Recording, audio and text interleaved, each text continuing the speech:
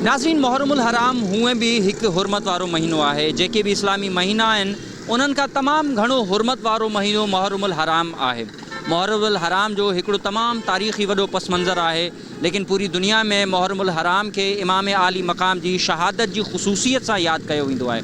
पूरी दुनिया जा मुसलमान, चाहे उहो कहिड़े बि मकतब फ़िक्र सां ताल्लुक़ रखंदड़ हुजे, उहे सभु पंहिंजे पंहिंजे अंदाज़ सां इमाम आली मक़ाम जी इन अज़ीम क़ुर्बानी खे ऐं शहदा करबला जी क़ुर्बानीनि खे जेको आहे पंहिंजे पंहिंजे अंदाज़ सां यादि कंदा आहिनि। न सिर्फ़ु मुसलमान बल्कि ग़ैर मुसलमान भी पंहिंजे पंहिंजे अंदाज़ सां इमाम आली मक़ाम ऐं शहदा करबला के पंहिंजे पंहिंजे अंदाज़ सां यादि कंदा आहिनि। उन सां हिकु तरीक़ो ही भी आहे त मुसलमान या ग़ैर मुसलमान सबील लॻाए करे, मिठे पाणी जी सबील या सादे पाणी जी सबील लॻाए करे इमाम आली मक़ाम ऐं शहदा करबला के यादि कंदा आहिनि। हिन वक़्तु मां जैकबाबाद जे DC चौक ते मौजूदु आहियां। हिते हिकिड़ी सबील भी आहे ऐं ॿियनि सबीलनि ते बि वेंदासीं, माण्हुनि खां पुछंदासीं त सबील जो तारीख़ी मंज़र छा आहे। अचो त उन्हनि सां ॻाल्हायूं। अल्हम्दुलिल्लाह, असां माशाअल्लाह सबील इमाम हुसैन अलैहिस्सलाम जी शान में असां मल्हायूं था।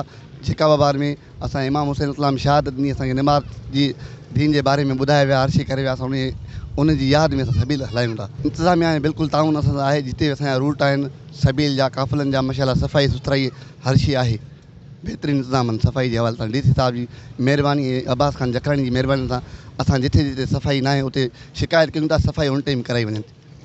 ऐं पुलिस जे हवाले सां जो मां ॿुधायां त हिते बि जैकबाबाद डॉक्टर समीर चना जी बि वॾी महिरबानी जी असांखे सिक्योरिटी इंतज़ाम, जिते असांजो रूट आहे उते पुलिस जी वॾी नफ़री, रेंजर्स जी नफ़री, मजलिसनि ते बि माशाअल्लाह वॾी नफ़री आहे। साईं में जो ॾाढो शुक्रगुज़ार असां VIP असां सां सेटअप हिकिड़ो हले थो। ऐं हीअ सबील जेको आहे साईं बंदेली साईं जे सबील लॻल आहे, जेके 19 साल थी विया आहिनि। साफ़ सफ़ाई जे हवाले सां साईं सुबुह जो बि अचनि था, ॿुहारी वग़ैरह कढी था वञनि, शाम जो बि अचनि था। माना असांजो को बि अहिड़ो को इशू हाली फ़िलहाल न आहे, सम्झो साईं। असांखे घटि में घटि 20-25 साल थिया सबील हणूं था हिते ई। माना ऐं या गवर्नमेंट सुठो ताउन थी करे, ऐं या साफ़ सफ़ाई आहे, हर शइ आहे, या सुठो ताउन थी करे गवर्नमेंट असां सां। नाज़रीन, माण्हुनि जी तव्हां ॻाल्हियूं ॿुधियूं, हुननि जो ही चवणु आहे त सबील लॻाइण जी हीअ रस्म सदियुनि खां हलंदी अचे थी।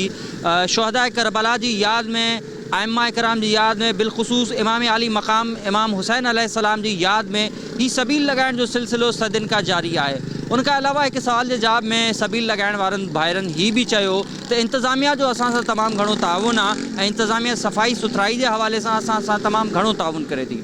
कैमरामैन सलीम गोलो सां गॾु आबिद अली मंगरेव, जैकब न्यूज़, जैकबाबाद।